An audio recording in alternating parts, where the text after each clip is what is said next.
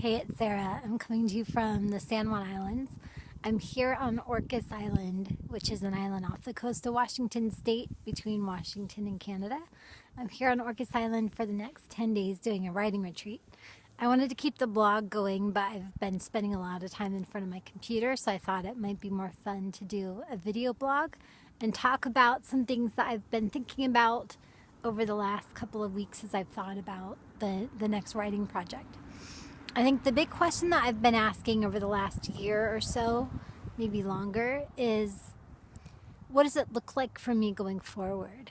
I wrote this book called The Invisible Girls, and it's a book about almost dying of cancer and then ending up on the West Coast in Portland and meeting a family of Somali refugees and helping them get set up with life in America. And it's a book about how this unlikely meeting of me meeting a family of refugees on a train one afternoon could turn out to bring redemption to them and to me.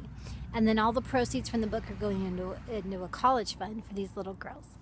So I got to this big, amazing, kind of epic, exciting, unusual story. And I've had the opportunity to travel around and talk a lot about it.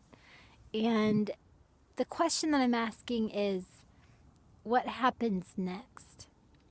I don't think I can live off of the story for the rest of my life. I think that faith and our walk with God is kind of like manna, where the Israelites could just get enough for the day and then they needed new manna to live off of. And I think, I can't sit here for the next 10, 20, 30, 40, 50 years telling the same story and saying, once upon a time, way back when, there was this one time, this one thing that happened.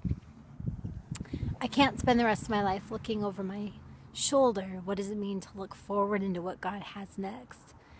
And yet, I met these girls 4.5 years ago, and I rode the train after I met them dozens and dozens and dozens of times, and no story ever happened to me like that since, and it may not ever happen.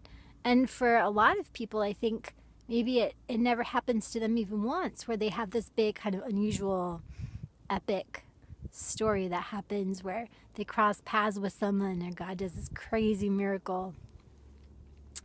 And what does it mean to walk with God in the spaces? What does it mean to walk with God in the stillness? What does it mean to walk with God in the very little things of life and not just live for these big moments?